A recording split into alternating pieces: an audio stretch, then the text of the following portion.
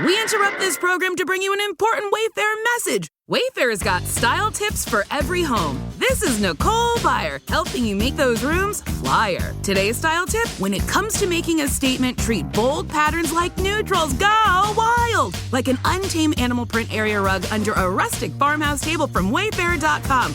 Ooh, fierce! This has been your Wayfair style tip to keep those interiors superior. Wayfair, every style, every home. Hey everyone. I'm sure most of you have heard those freeze warnings, especially as we get into these shoulder seasons, like late fall and early spring. Yeah. But do you really know what goes into them? Right. We got a bunch of questions from you about them, and we thought this is the perfect opportunity to take a deep dive. A deep dive. To uncover all the fascinating stuff behind those freeze warnings and maybe even highlight a thing or two you didn't realize. Definitely. Like the fact that the National Weather Service, the NWS, Right.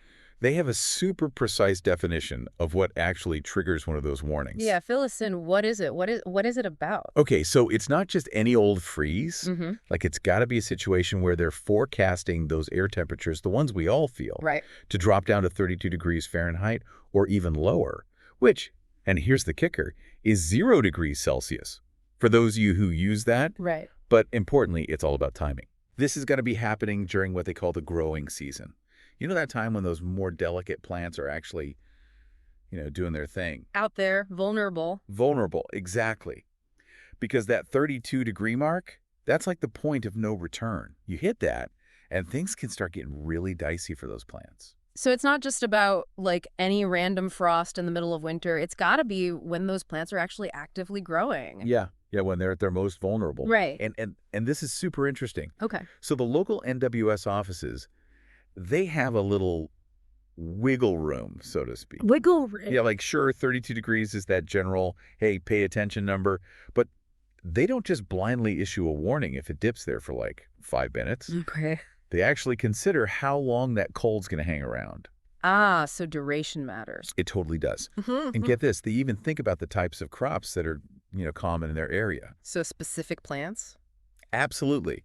Because some plants are like, bring on the cold, and others are super sensitive. So it's like a localized, customized freeze warning almost. Totally. It's all about assessing the real risk to those plants. So a quick dip to 30 degrees for, a half hour in one place might not set off the alarm bells. But a full night at 32 in an area known for, I don't know, delicate peaches or something could be a huge deal. You got it. Yeah. It's about connecting the dots between the temperature, the duration, and what's actually at risk.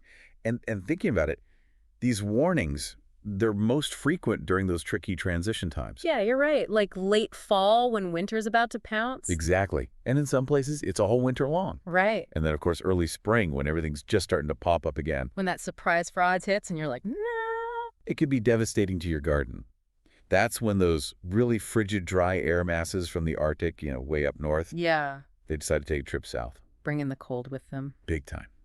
And those areas, they're not always prepared for that kind of deep chill. So these aren't just those general, hey, bundle up warnings. It's very targeted, right? They are super specific. Okay. Like down to the county level or even smaller zones. Right. They really want to make sure that you're only getting alerts that actually apply to you. That makes sense. So no need to panic if your area isn't mentioned. No. Okay, so now we know what triggers these warnings and how targeted they are. But beyond grabbing a warmer coat, why should we really care? So let's look at the big picture here. Okay. These warnings are all about protecting things, Yeah. people, your stuff, and agriculture, which is kind of a big deal for everyone. Right. The most immediate thing you're likely to see is damage to plants. Like our sources explained, and this blew my mind, when it gets below freezing, ice crystals can actually form inside those plant cells. Inside the cells. Yeah, which messes up their whole structure. You can imagine how bad that is. Yeah, no good. And of course, that means big trouble for farmers and even your backyard garden. Nobody wants to see all their hard work just wilt away. And it's not just plants that are at risk. We always hear about pipes freezing and bursting. Oh, yeah. That's a homeowner's nightmare. Seriously. So when water freezes, it expands, creating this huge pressure inside those pipes. Right. And if they're not insulated, especially the ones outside or in unheated spaces, they can crack or even burst. That's a recipe for a flooded basement. And a huge repair bill. Exactly. So plants, pipes. What about animals? They're built for the outdoors, right? Well, some animals are definitely better equipped for cold than others, Mm-hmm. but prolonged exposure to freezing temps can still be really bad for them, Makes sense. especially pets that spend a lot of time outside, Yeah. or livestock without proper shelter, Right. and even wildlife can struggle when the temperatures plummet. Okay, so it's not just about staying warm ourselves. It's about thinking about all the living things around us. Absolutely. And what about travel? I mean, I know ice can be a problem. Oh, absolutely. We've got to talk about freezing rain, even just a little moisture on those roads. When it gets below freezing, you get black ice. It's so dangerous. Yeah. It's invisible. It looks just like wet pavement. It's a recipe for disaster if you're not careful. So slow down. Be extra cautious. All right, so we've talked about the impacts on plants, pipes, animals, travel. It's kind of a chain reaction. It is. Now, back to the science for a minute. There's got to be a reason why these freezes happen, right? Okay, so buckle up. Let's get into the meteorology. All right, lay it on us. The main culprit here is Arctic air masses. The Arctic, those are serious. Super cold, super dry air masses that originate, like you said, up in the polar regions. Yeah. And when those decide to head south, oh boy, watch out. Temperatures drop big time. So like a polar express of cold air. Exactly. Then you've got this process called radiational cooling. Radiational cooling sounds intense. It happens on those clear nights with no clouds. Okay. Basically, the ground loses its heat, radiates it out into the atmosphere, and the clouds normally trap that heat, right? We do. But without them, the ground gets super cold, and so does the air right above it. That explains why sometimes you see frost, even if the official temperature wasn't quite that low. Precisely. The ground level is its own microclimate. Oh. Now, wind chill isn't directly tied to a freeze warning, but it's still important. Okay, good point. Wind chill is that it feels like temperature, and that's what really gets you. The wind just sucks the heat right out of you. Making it feel even colder than it already is. Exactly. And so much more dangerous if you're outside for any length of time. So bundle up. All right, so we've got these Arctic blasts, radiational cooling, and that sneaky wind chill. That's a lot to keep track of. Who's watching all this? That's where the NWS comes in. They are the heroes in this story. So they're constantly monitoring all these factors. 24/7. They've got a whole network of weather stations out there, and they use those to feed these super sophisticated computer models to predict when things are going to get frosty. So it's a constant analysis. Oh yeah, they're looking at temperature readings, wind patterns, cloud cover, you name it, trying to get ahead of those freezing temps. It's like a giant weather puzzle they're trying to solve to keep us all safe. It is a really important one. And once they've put the pieces together and they see that freeze coming, what happens? All right, this is where the communication comes in. Okay. They're not just going to sit on that information. No way. They've got to get the word out to you. Right. So first off, there's NOAA Weather Radio. That's Okay. your lifeline for constant weather updates. Then you've got their websites and mobile apps. Easy to access. Exactly. They're constantly updating those. Okay. Then they work really closely with local news, TV, and radio stations to spread the word. Makes sense. That's how a lot of people get their news. Totally. And these days, they're using those wireless emergency alerts, the ones that pop up on your phone. Oh, yeah. Those are hard to miss. They want to make sure you get the message. So yeah, they're really using every tool they've got to keep you informed. It's reassuring to know they're going to that much effort to reach us. Now, let's say you hear that freeze warning. What should you do? Time to take action. Give us the rundown. First things first, protect those plants. All right. Plants first? If you've got sensitive plants, cover them up. With what? Blankets, sheets, even cardboard can do the trick. Okay, I've got some old blankets. Perfect. And if they're in pots, bring them inside if you can. Much safer. And here's a little tip. You ready for this? Yeah, hit me. Watering your plants thoroughly before a freeze can actually help. Really? Yeah, the water as it starts to freeze releases a little bit of heat, and the ice that forms can act as a bit of insulation.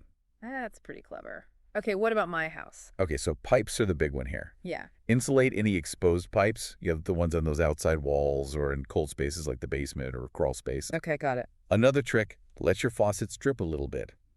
That moving water is less likely to freeze. Huh, good tip. And always know where your main water shutoff valve is, just in case a pipe does burst. Better safe than sorry. What about the furry family members? Bring those pets inside, no question. Yeah, of course. And if you have livestock, make sure they've got warm, dry shelter. Okay, so we've covered the house, the plants, the animals. What about if you absolutely have to travel during a freeze warning? Okay, so if you're hitting the road, extra caution is key. Right. Watch out for icy patches, especially on bridges and overpasses. They freeze first. Yeah, they're always slick. And give yourself extra time. No need to rush. Good advice. So it's all about being proactive and taking those simple steps to avoid a bigger headache later. Exactly. A little prep work goes a long way. And you mentioned earlier how freeze warnings can be different depending on where you live. Oh, yeah. Regional variations are a huge deal. Okay, break that down for us. So places in the south, where it's usually warm, they can get hit harder by a freeze. Really? Yeah, their plants and even their houses aren't always built for the cold. So like those palm trees in Florida. Exactly. And their pipes might not have as much insulation because they don't normally need it. So a quick freeze could do a lot of damage. It could. And those southern plants, they haven't had to adapt to freezing the way northern plants have. Right. But then again, up north, even though they're used to the cold, they still need to watch out during their growing seasons. Yeah, a late frost can ruin everything. Totally. So the impact of a freeze warning, it really depends on where you are and what's normal for that area. So it's not just about the number on the thermometer, it's about the context. Precisely. The big picture. So for our listeners out there, what's the one thing they should keep in mind when they hear that freeze warning? Here's a question for everyone to think about. Okay.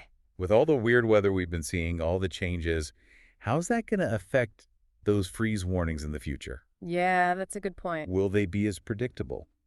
Will different regions be more or less affected? So many unknowns. It's something to consider as we move forward, especially with those changing weather patterns. It definitely makes you think. It does. Well, this has been a fascinating deep dive into freeze warnings. It has. We've uncovered the science, the risks, and even some tips for staying safe. Hopefully everyone's feeling a bit more prepared now. We hope so too. Stay warm out there, everyone. And stay informed.